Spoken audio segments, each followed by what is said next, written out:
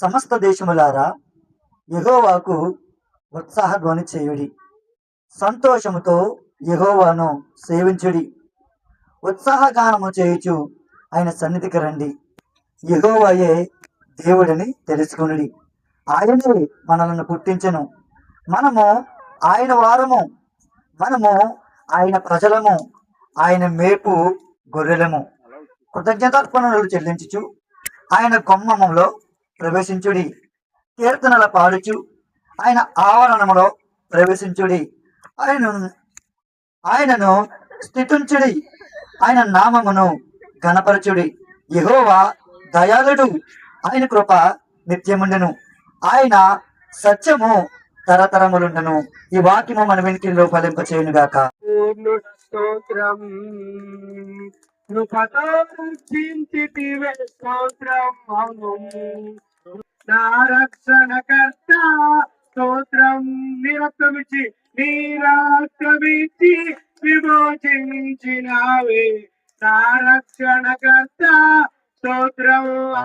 మరి తిరగడానికి దేవుడు ఇచ్చిన మంచి మనసును బట్టి మరి టీం వారందరూ కూడా నా యొక్క హృదయపూర్వక వందనాలు తెలియజేస్తుంది. ఎందుకంటే అందరిలో కూడా చాలా ఆసక్తి, ఎన్ని ఆటంకాలు వచ్చినా వారి పరిస్థితులు కొన్ని అననుకూలంగా ఉండగానే అవన్నీ కూడా పక్కకు పెట్టి మరి ప్రతి నెల ఈ విధంగా సహకరిస్తూ దేవుని పరిచర్లో సాగిస్తున్న మీకు దేవుడు అద్భుతమైన ఆశీర్వాదాలు దేవుని కృపిస్తాడు. రాత్రికాల సమయంలో మనకు లైటింగ్ తక్కువ ఉన్నా, వీడియో కవరేజ్ తక్కువైనా కానీ పరలోకం నుంచి దేవుడు ఆయన చూస్తున్న దేవుడు, కార్యాలు జరిగిస్తున్న దేవుడు. ఈ సమయంలో ప్రశస్తమైన సమయాన్ని మనం వచ్చాం. తండ్రి, ప్రతి చోట తండ్రి మీ బలమైన కార్యాలు జరిగించి మీరు ఆకడగా నీకు ఆత్మ సిద్ధపరచండి. ఈ సమయంలో ప్రభా నీ కుమారుడు తండ్రి ఇక్కడ నిలబడి మీ మాటలను ప్రభా అయ్యా తండ్రి మాట్లాడుచుండగా మీ యొక్క తండ్రి ఆత్మ సహాయం అనుగ్రహించి వినేవారికి మంచి జ్ఞానాన్ని ఆత్మ సహాయం అనుగ్రహించి ప్రభా ఈ వాక్యము తండ్రి ఇక్కడ ఉన్న ప్రభా చిన్నపిల్లల యొక్క హృదయాల్లో, పెద్దవారి యొక్క హృదయాల్లో ప్రభా మీరు ముద్రించి ప్రభా రానున్న దినాల్లో ఒక గొప్ప తండ్రి ప్రభా మార్పుని ప్రాంతానికి తీసుకొచ్చే బిడ్డలుగా వీరిని దీవించమని, పరిశుద్ధాత్మ సహాయంతో మేము వినడానికి కృప చూపించమని యేసునామములో అడిగి వేడుకలు పొందుకుంటున్నాం. ఈ సమయంలో మమ్మల్ని ఇక్కడ ప్రేమతో ఆహ్వానించినటువంటి దైవజనులు, పెద్దలు, ఆత్మీయులు కృష్ణఫలయ్య గారికి, అదే రీతిగా ఈరోజు సర్వదక్షిణ నడిపిస్తున్నటువంటి సాల్మనయ్య గారికి, కూడి వచ్చిన దైవజనులందరికీ ప్రత్యేకమైన వందనాలండి. మరీ ముఖ్యంగా రమ్మనగానే ఆహ్వానాన్ని మన్నించి వచ్చిన మీ అందరికీ ప్రత్యేకమైన వందనాలమ్మ. అందరికి వందనాలు. రే పిల్లలు అందరికీ వందనాలు. రే అదర చేయకూడదు. కొద్ది నిమిషాలు దేవుని యొక్క వాక్యాన్ని శ్రద్ధ కలిగి విందామా? ఒక 20 నిమిషాలు, 20 నిమిషాల కంటే ఎక్కువ చెప్పను. ఒక 20 నిమిషాలు మీ అందరికీ కూడా అర్థమయ్యే రీతిలో ఒక కథలాగా చెప్తాను. దయచేసి మీరు అందరూ కూడా నా వైపే చూస్తూ వినండి. మీ పిల్లలు అల్లరి చేస్తున్నారని, లేదా ఏదో కేకేస్తున్నారని అటు ఇటు చూడద్దు, ఓకేనా? మీ అందరికీ అర్థమయ్యేలా చెప్తాను. మీకు ఎలా అర్థమవుతుందో నాకు తెలుసు, అలాగే చెప్తాను నేను, ఓకేనా? ఒక చిన్న వాక్యాన్ని చదువుకుని వాక్యంలోనికి మనం వెళ్దాం. లూకా శుభవార్త 19వ అధ్యాయము 10వ వచనం. లూకా శుభవార్త 19వ అధ్యాయము 10వ వచనం. నశించిన దానిని వెదకి రక్షించుటకు మనుష్య కుమారుడు వచ్చెనని అతనితో చెప్పాను. ఈ మాట నాతో అందరు కలిసి ఒకసారి చెప్దామా? నశించిన దానిని వెదకి రక్షించుటకు మనుష్య కుమారుడు వచ్చెనని అతనితో చెప్పాను. ఇప్పుడు ఇంకెవ్వరూ కూడా బైబిల్ వెంక చూడొద్దు, దయచేసి నా వంకనే చూడండి. ఒక 20 నిమిషాలు, ఓకేనా? మీరు మాట్లాడకూడదు. నశించిన దానిని వెదకు రక్షించుటకు యేసుక్రీస్తు వారు ఈ లోకానికి వచ్చారు, ఓకేనా? అయితే ఆయన రావడానికి ముఖ్య కారణం ఏమిటంటే, ఈ లోకములో ప్రజలైన వారు ఎంతో మంది ఆయన దేవుడని తెలుసుకోక నశించిపోతున్న వాళ్ళు చాలా మంది ఉన్నారు. అమ్మా, చాలా మంది కూడా యేసుక్రీస్తు వారు అంటే నిజమైన దేవుడని తెలియక వాళ్ళు నశించిపోతున్న వారు చాలా మంది ఉన్నారు. వాళ్ళందరినీ కూడా రక్షించడానికి యేసుక్రీస్తు వారు ఈ లోకానికి వచ్చాడట. అయితే పరిశుద్ధ గ్రంథంలో ఒక ఆయన ఉన్నాడు, పొట్టి జక్కయ్య అని. ఆయన చాలా పొట్టుగా ఉంటాడు అనమాట. ఆయన పేరు జక్కయ్య. అయితే చాలా ధనవంతుడు, అంటే బాగా డబ్బున్న వ్యక్తి. ఆ పొట్టి జక్కయ్యకి డబ్బు ఉంది, అందచందాలు ఉన్నాయి, ఫ్యామిలీలు అన్నీ ఉన్నాయి.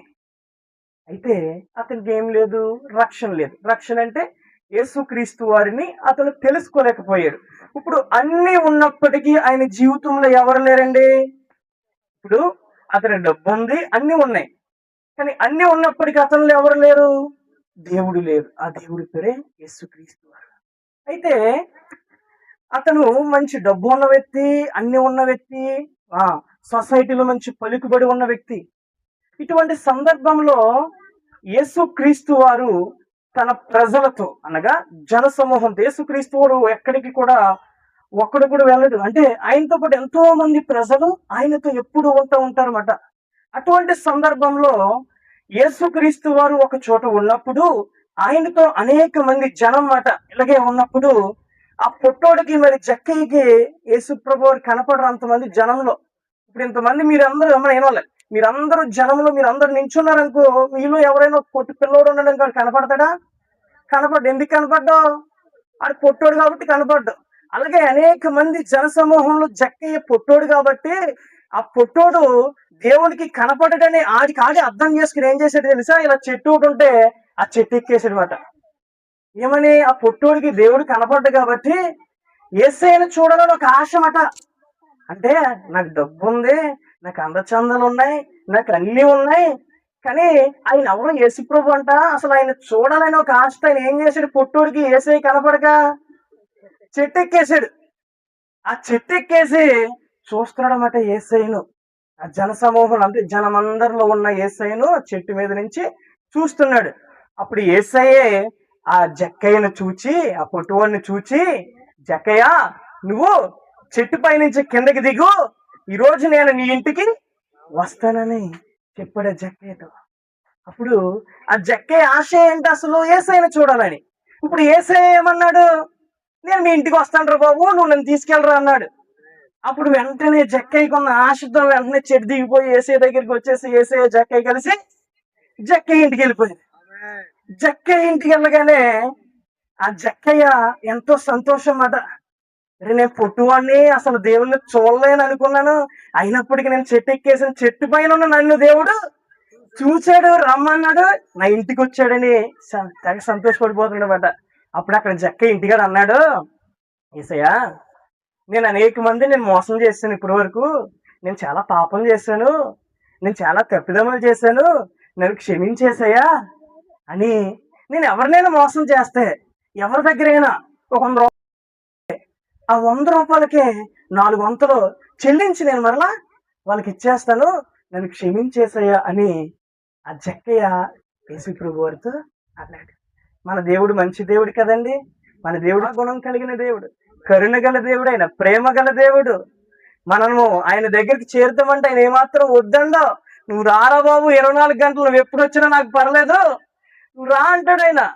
అటువంటి సందర్భంలో జక్కయ్య యొక్క ఆశను, జక్కయ్య యొక్క ప్రత్యేకతను చూసిన దేవుడు వెంటనే ఈ రోజు నీ పాపములు క్షమించబడ్డాయి, అయితే నువ్వు నీ ఇంటికి కూడా రక్షణ కలిగిందని. రక్షణ వచ్చింది. ఎలాగొచ్చింది? అతనిలో ఉన్న ఆశను చూచిన దేవుడు జక్కయ్య ఇంటికి వెళితే జక్కయ్యకు ఆశ కలిగి జక్కయ్య చేర్చుకున్న తర్వాత జక్కయ్య ఇంటికి రక్షణ వచ్చింది.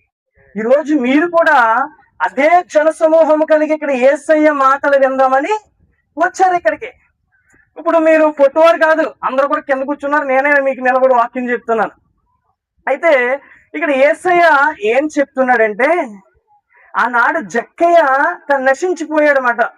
అనగా ఒక పాపములో పడిపోయాడు, అన్యాయంగా డబ్బులు వసూలు చేసేసేవాడు, అన్యాయంగా ఇలాగ ప్రజల్ని ఇబ్బందులు పెట్టేసి అనేక రకాలుగా తన పాపములో మునిగిపోయాడు. అటువంటి సందర్భంలో యేసుక్రీస్తు వారు అతన్ని రక్షించాడు. ఈనాడు మనం అందరము కూడా ఏదో ఒక సమయంలో పాపం చేసిన వారమేనండి, ఏదో ఒక సమయంలో పాపం చేసిన వారమే. అయితే మనలను దేవుడు ఇష్టపడుతూ ఉన్నాడు అన్నమాట. ఏమనంటే, నా కుమారులారా మీరు బాధపడుతున్నారు కదరా, నేను మీకోసం వచ్చాను, నేను మిమ్మల్ని చేర్చుకుంటాను, కాబట్టి మీరు నాకు ఒక చిన్న ప్రార్థన చేయండి అని దేవుడు కోరుతున్నాడంటే, మనం ఎప్పుడైతే మనం ప్రార్థన చేసి ఆయన్ని మన సొంత రక్షకుడిగా అంగీకరించాలన్నమాట. అంటే మనము యేసుక్రీస్తు వారిని అంగీకరించాలంటే ఏదో గుడికో ఎక్కడికో ఏదేదో తీర్థయాత్ర మనం చేయక్కర్లేదు. మనం ఎక్కడైతే ఉన్నామో అక్కడే మోకరించి ప్రార్థన చేసేమని, యేసయ్యా నువ్వు మంచి దేవుడు అంట కదా, యేసయ్యా నువ్వు గొప్ప దేవుడు అంట కదా, యేసయ్యా నాకు రక్షణనిచ్చే దేవుడు అంట కదా అని మనం ఎప్పుడైతే ప్రార్థన చేస్తామో దేవుడు ఖచ్చితంగా మన ప్రార్థనను ఆలకించి మనలను కూడా రక్షిస్తాడంట. దేవునికి మహిమ కలుగును గాక. హల్లెలూయా. చెప్పండి అందరూ హల్లెలూయా. అందరూ సంతోషంగా ఉన్నారా? బోలో యేసుక్రీస్తు మహారాజుకి జై అనాలి. బోలో యేసుక్రీస్తు మహారాజుకి, రాజుల రాజుకు. మామగారు టీకారా పూదుగానే మామగారు ఇంకొక 10 నిమిషాలమ్మా. ఇంకొక విషయం చెప్తాను, అది కూడా జాగ్రత్తగా వినండి. ఇంకొక విషయం చెప్తాను, అది కూడా జాగ్రత్తగా వినండి. యోహాను సువార్త 5:6 ఉంటుంది, ఎవరు కూడా చదవద్దు. అయితే బెతెస్దా కోనేరు, బెతెస్దా కోనేరు, ఈ ఊరు పేరు ఏం పేరు? ఏంటిది? నిమ్మలపాలెం. ఫర్ ఎగ్జాంపుల్ నిమ్మలపాలెం అనుకోండి. నిమ్మలపాలెం అనే గ్రామంలో ఒక వాగు ఉందట. ఆ నిమ్మలపాలెం అనే ఆ వాగులో ఒక దేవదూత వచ్చి ఆ వాగులో నీళ్లు కదిలించబడుతుంది అన్నమాట. అంటే నీళ్లను కదుపుతూ ఉంటది. ఆ నీళ్లు కదుపుతూ ఉన్నప్పుడు ఎవరైతే రోగము కలిగి, అనేక గుడ్డి వాళ్ళు కావచ్చు, కుంటి వాళ్ళు కావచ్చు, అనేక రకాల ఏ రోగస్తులైనప్పటికీ కూడా ఈ యొక్క నిమ్మలపాలెంలో ఉన్న ఈ యొక్క వాగులో నీళ్లు ఎప్పుడైతే కదిలించబడుతుందో దేవదూత, ఆ సమయంలో ఎటువంటి రోగముతో ఉన్నవారైనప్పటికీ ఆ నీళ్లు కదిలించబడినప్పుడు ఆ నీటిలోనికి వెళితే వాళ్ళకి ఎటువంటి రోగం ఉన్నా స్వస్థత కలుగుతుందని ఆనాడు ఆ యొక్క వాగు దగ్గర అన్నారు. అయితే ఆ తర్వాత జరిగింది ఏంటంటే 38 సంవత్సరాలు, ఎన్ని సంవత్సరాలు? 38 సంవత్సరాల నుంచి ఒక అతను మంచం మీద ఉన్నాడమ్మా. చాలా అనారోగ్య పరిస్థితులు, ఎవరికి కూడా చెప్పుకోలేని పరిస్థితులు. ఇప్పుడు మంచం మీద ఏ కుంటోళ్ళు గుడ్డలు అయితే ఏదో చేయొచ్చు, ఇతనికి అన్ని ఉన్నాయి. అన్ని ఉండి కూడా మంచం మీదే 38 సంవత్సరాలు, ఎన్ని సంవత్సరాలు? 38 సంవత్సరాల నుంచి మంచం మీద ఉంటూ చాలా వ్యాధి బాధలతో నలిగిపోతూ ఉన్నాడు అన్నమాట. అటువంటి సందర్భంలో యేసుక్రీస్తు వారిని అతను చూచి అన్నాడు, ఏవయ్యా నువ్వు స్వస్థపరచగోరుచున్నావా అని అడిగాడు. అంటే నువ్వు స్వస్థపరచబడడానికి నీకు ఇష్టమేనా అని అడిగాడు దేవుడు. అప్పుడు ఆ 38 సంవత్సరాల నుంచి బాధపడుతున్న ఆ వ్యక్తి అన్నాడు, అయ్యా నేను ఆ కోనేటి వాగు దగ్గరికి వెళ్ళడానికి నన్ను తీసుకెళ్లే వాళ్ళు ఎవ్వరు కూడా లేరు. ఒకవేళ ఎవరైనా తీసుకెళ్లి నేను అక్కడికి వెళ్ళినప్పటికీ నాకంటే ముందు ఎవడో ఒకటి దాంట్లో దిగిపోతున్నాడు. కాబట్టి నాకు అక్కడ దిగడానికి, ఆ నీటిలోనికి వెళ్ళడానికి నాకు సమయం లేక నేను 38 సంవత్సరాల నుంచి బాధపడుతున్నానయ్యా అని దేవునికి నిస్సహాయక స్థితిలో, అంటే కన్నీటితో దేవునికి చెప్పాడమాట అక్కడ. అయితే ఆ బాధ విన్న ఆ యొక్క దేవుడు అన్నాడు, అయ్యే ఈరోజు నీకు స్వస్థత జరగబోతుంది, నువ్వు లేచి నీ కొడుకుని ఎత్తుకుని వెళ్ళన్నాడు. దేవునికి మహిమ. హల్లెలూయా. 38 సంవత్సరాల నుంచి బాధపడుతున్నాడు మీ ఇంట్లోన. పాపం ఎవరికి చెప్పుకునే పరిస్థితి, మంచం మీదే ఉంటున్నాడు. కొన్ని ఏదైనా తిరిగి అలాగేదో అడుగు మీదకి వచ్చి అలా కేకైతే ఎవరొకరు పలుకుతారు, అదేమీ లేదు. మంచం మీదే ఉంటూ 38 సంవత్సరాల నుంచి బాధపడుతున్న అతన్ని దేవుడు స్వస్థపరిచాడు. ఈరోజు మీకు చెప్పేది ఏంటంటే, మనకి ఎన్ని వ్యాధి బాధలు ఉన్నా, మనకి ఎన్ని సమస్యలు వచ్చినా, మనకి ఎన్ని ఇబ్బందులు వచ్చినా, దైవ సేవకులు మన కోసం ప్రతి ఆదివారం ఇక్కడికి వచ్చి చక్కగా ప్రతి గురువారం కూడా వచ్చి ఇక్కడ ప్రార్థన పెడుతున్నారు. ఆ ప్రార్థనలోకి వచ్చి మనం ఏం చేయాలంటే ఏమీ కూడా చేయాల్సిన ప్రార్థన చేయించుకుని దేవసేన చేత మనం కూడా ప్రార్థన చేసుకున్నమాట. ఏమని? ప్రభువా ఆనాడు నువ్వు 38 సంవత్సరాలు గల వ్యాధి గల అతను బాగు చేశావు కదా, నన్ను కూడా బాగు చేయ ప్రభువా. నాకు జ్వరం వచ్చింది, నాకు రొంప వచ్చింది, నాకు ఇలాగా. ఇది ప్రతిదీ కూడా మనం ఎప్పుడైతే దేవునితో చెప్పుకుంటామో ఆయన మనల్ని బాగు చేస్తాడు, ఆయన మనల్ని స్వస్థపరుస్తాడు, ఆయన మనల్ని లేవనెత్తగలుగుతాడు, ఆయన తన సేవలో గొప్ప సాక్షులుగా మనలను నిలబెడతాడు. కాబట్టి మనం ఏం చేయాలి? ప్రార్థన చేయాలి. ప్రార్థన ఎప్పుడైతే చేస్తామో దేవుడు ఆటోమేటిక్గా మన పట్ల కార్యాన్ని చేస్తాడు. ప్రియ దేవుని బిడ్డలారా, కాబట్టి మీరు ప్రతి ఆదివారము కూడా మిస్ అవ్వద్దు, ప్రతి గురువారము మిస్ అవ్వద్దు. దైవజనులు ఎంతో దూరం నుండి మన కోసము వస్తూ ఉన్నారైనా మనం ప్రార్థన చేసుకోవాలి. అదే రీతిగా నాకు రక్షణ కావాలి, రక్షణ అంటే ఏంటో తెలియదు, రక్షణ తీసుకోమంటున్నారు, బాప్తీసం తీసుకోమంటున్నారు, ఏం చేయాలరా బాబు, యేసు ప్రభువుని నమ్ముకోమంటున్నారు, నమ్మితే ఏం జరుగుతుందిరా బాబు అనే అపోహ మనలో ఉండకూడదు. యేసుక్రీస్తు వారిని నమ్ముకోవాలంటే మనం ఎక్కడికో వెళ్ళవసరం లేదు. యేసుక్రీస్తు వారిని నమ్ముకోవాలంటే ఎవరి దగ్గరకో మనం వెళ్ళవసరం లేదు. యేసుక్రీస్తు వారిని నమ్ముకోవాలంటే ఏదో తీర్థయాత్ర మనం తిరగవసరం లేదు, ఏ ఊరు వెళ్ళవసరం లేదు. మనమున్న ప్లేసులోనే, మనమున్న స్థలంలోనే మన నోటితో ఆయన్ని సొంత రక్షకుడిగా అంగీకరించుకుంటే సరిపోతుంది. ఏమని? యేసయ్యా, నువ్వు నిజమైన దేవుడు అంట కదా, నన్ను సృష్టించినది నీవే అంట కదా, నాకు ఆరోగ్యాన్ని ఇచ్చింది నీవు, నన్ను బాగు చేసేది నీవు, నాకు అన్ని విధాలు కూడా సహాయ సహకారాలు చేసేది నీవే అంట కదా ప్రభువా, నేను నీతో ఉంటానయ్యా, నన్ను చేర్చుకో ప్రభువా అని మనం ఎప్పుడైతే ఇలాగే మనము మాట్లాడుతామో దేవునితో, దేవుడు ఆటోమేటిక్ గా మనకు రక్షణను ఇస్తాడు. కాబట్టి ప్రియ దేవుని బిడ్డలరా, మనకి ఏదైనా జ్వరం వచ్చినప్పుడు మనం ఎవరితో చెప్పుకుంటాం? మన తల్లిదండ్రులతో కానీ, మన అత్తమామలతో కానీ, మన భార్య భర్తలతో కానీ ఎవరితో చెప్పుకుంటాం. ఏమని? అమ్మ నాకు జ్వరం వచ్చింది, 2 రోజులు వచ్చి నాకు తగ్గట్లేదు. మీ అమ్మను సృష్టించింది ఎవరు? దేవుడు. మరి అమ్మకి ముందు చెప్పుకుంటున్నాం. అమ్మకంటే ముందు అమ్మను సృష్టించిన దేవునితో చెప్పుకుంటే దేవుడే మనల్ని బాగుపడతాడు కదా, దేవుడే మనల్ని స్వస్థపడతాడు కదా, దేవుడే మనల్ని లేవనెత్తాడు కదా, దేవుడే మనల్ని దేవుని సన్నిధిలో సాక్షిగా నిలబెడతాడు కదా. కాబట్టి మనకి ఏ సమస్య వచ్చినా, మనకి ఏ బాధ వచ్చినా, మనకి ఎన్ని ఇబ్బందులు వచ్చినా మనం ఎవరితో చెప్పుకోవాలి? దేవునితో చెప్పుకోవాలి. కాబట్టి మీరు చెప్తారా ఇక నుంచి? మీకు ఏదైనా సమస్య వస్తే ఎవరితో చెప్తారు? దేవునితో చెప్పాలి. దేవుణ్ణి పంపించిన సేవకుడికి చెప్పాలి. సేవకుడు ప్రతి వారము కూడా మీ దగ్గరికి వచ్చి, అమ్మా రెండవ ప్రార్థనకి అని బ్రతిమాల చక్కగా తీసుకొచ్చి చక్కటి వాక్యాన్ని మీకు అందిస్తూ మీకోసం ప్రతిరోజు కూడా ఆయన ప్రార్థన చేస్తున్నాడు. ఎవరి బాగోగుల కోసం? మన బాగోగుల కోసం. అంటే మన కోసం ఎవరైనా ఆలోచించే వాళ్ళు ఉంటారా? ఎవరు ఉండరు. మన తల్లిదండ్రులే మనల్ని విడిచిపెట్టేస్తున్నారు. అటువంటిది సేవకుడు దేవుని చేత ఎన్నుకోబడి ఇక్కడికి పిలిపింపబడి మన కోసం ఏర్పాటు చేయబడ్డ సేవకుడికి మన పట్ల ఎంతో ఆత్మల భారం ఆయనకి. మనం నశించిపోకూడదని, చక్కగా మనం అన్ని విధాలు కూడా సమృద్ధి కలిగి ఉండాలని ఆయనకు ఒక ఆశ. కాబట్టి మీరు ఇన్ని బాధలు వచ్చినా, ఇన్ని సమస్యలు వచ్చినా, ఇన్ని ఒడిదుడుకులు వచ్చినా దేనికి కూడా కృంగిపోకుండా, ఎవరో ఏదో చెప్పారు కదా అక్కడికి వెళ్ళి సమయాన్ని వృధా చేయకుండా దేవుడు మనకిచ్చిన దాన్ని బట్టి మనం ప్రార్థన చేసుకుని దేవునికి దగ్గర అవ్వాలి. మీలో ఎంతమంది బాప్తిస్మం అంతా తెలుసా? రక్షణ పొందారా? ఎవరైనా యేసుక్రీస్తు వారు సొంత రక్షకుడిగా అంగీకరించారా అని వాళ్ళు చేయి పైకెత్తుందమ్మా, చేయి పైకెత్తుంది. బాప్తిస్మం తీసుకున్న వాళ్ళు చేయి పైకెత్తుంది. ఇంకా బాప్తిస్మం తీసుకుని వాళ్ళు చేయి పైకెత్తుంది. ఒకసారి ఎవరు ఏమన్నారు అక్కడ? పైకెత్తుంది, పర్లేదు, ఏమవుతుంది. బాప్తిస్మం తీసుకున్నావమ్మా? తీసుకోలేదా? Okay, no problem. నువ్వు తీసుకోలేదు, నువ్వు నో ప్రాబ్లం, నువ్వమ్మా తీసుకోలేదు కదా. మీరు అందరూ కూడా ఏం చేస్తారంటే ప్రార్థన చేసుకోండి. ఏమనంటే, ప్రభువా నేను నిన్ను సొంత రక్షకుడిగా అంగీకరించాలనుకుంటున్నాను. అంటే నువ్వు నన్ను కలిగి చేశావు కాబట్టి నేను నిన్ను నా సొత్తుగా నిన్ను చేసుకోవాలనుకుంటున్నాను, నేను నా సొంతం చేసుకోవాలనుకుంటున్నాను. నువ్వు నన్ను సృష్టించావు కాబట్టి నీవే నిజదేవుడు అని నేను తెలుసుకున్నానని ఆయనతో మీరు మాట్లాడండి. మాట్లాడిన తర్వాత సేవకుడితో మీరు చెప్పండి. ఏమని? అయ్యా నేను బాప్తిసం తీసుకుని నీ సన్నిధిలో ఎదగాలనుకుంటున్నానని సేవకుడితో చెప్పండి. సేవకుడు మీకు బాప్తిసము ఇస్తాడు. కాబట్టి మీరు ఏం చేస్తారంటే మీతో పాటు మీ భర్తలను కూడా ప్రతి ఆదివారం, ప్రతి గురువారము ఇక్కడికి తీసుకురండి. వాళ్ళు కూడా చక్కగా దేవుని యొక్క మాటలు వింటారు. ఇదంతా ఎందుకు చెప్తున్నానంటే, మనిషి చచ్చిపోయిన తర్వాత మన జీవితం ఏమవుతుంది అనేది ఒకసారి మీరు ఆలోచిస్తే మీరే ఆటోమేటిక్గా బాప్తిసం తీసుకుంటారు. ఎందుకంటే చచ్చిపోయిన తర్వాత నరకము, స్వర్గము అనేది ఉంటుంది, రెండే. అయితే నరకానికి పోతే అక్కడ అగ్ని ఆరదు, పురుగు చాలు, చాలా పురుగులు ఉంటాయి. అటువంటి పరిస్థితుల్లో మన ఆత్మ కాలిపోతూ ఉంటుంది అన్నమాట.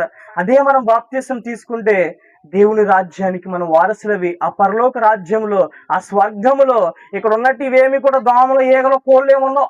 అక్కడికి వెళ్ళిన తర్వాత శుభ్రంగా అంతా బంగారపు వీధుల్లో దేవుడు మనలను నడిపిస్తాడు. అంతా కూడా అక్కడ అంతా చక్కగా చూడముచ్చటగా ఉంటుంది అన్నమాట ప్రదేశం. కాబట్టి మన ఆత్మకు చావు ఉండదు. ఏమండి, మనం చచ్చిపోతాం, కానీ మనం చచ్చిపోయిన తర్వాత మన దేహాన్ని ఏం చేస్తారో పూర్తి చేస్తారో లేకపోతే కాల్ చేస్తారో, కానీ లోపల ఉన్న ఆత్మకు మాత్రము చావు లేదు. ఆ చావు లేని ఆత్మ కోసమే ఈరోజు మేము మాట్లాడేది. ఆ చావు లేని ఆత్మను దేవునికి అప్పగించారనుకో, మీరు చచ్చిపోయిన తర్వాత కూడా మీరు ధైర్యంగా ఉండొచ్చు. చచ్చిపోయే స్థితిలో వచ్చినప్పటికీ కూడా నేను బాప్తిసం తీసుకున్నాను కాబట్టి నా శరీరం చచ్చిపోయినా ఓకే, నా భర్త, నా పిల్లలు తీసి పూడి చేస్తారు, లేదు కాల్ చేస్తారు, కానీ నా ఆత్మ చావదు గనక దేవుని దగ్గరికి వెళ్తుంది. నేను దేవుడి దగ్గర సంతోషంగా ఉంటాను.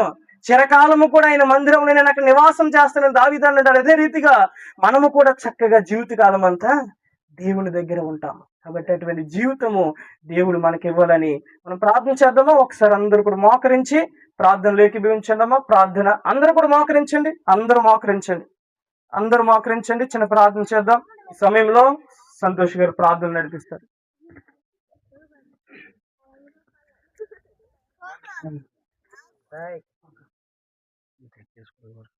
ప్రార్థన చేసుకుంటూ అందరూ కూడా మోకరించినట్టు. మహోన్నతుడా మహోగణుడా మీకు స్తోత్రున్నాను. ఇక్కడి దాకా చెప్పిన మీ దాసులు ఎందు నిమిత్తం చెప్పారో మీకు తెలుస్తుంటే నీకు స్తోత్రున్నాను. అది గుర్తించడానికి మీరు అవకాశం ఇవ్వండి తండ్రి, నీకు స్తోత్రున్నాను. ప్రతి ఒక్కరిని మార్చడానికి మీరు సహాయం చేయండి తండ్రి. నీకు స్తోత్రం. వాళ్ళ హృదయాల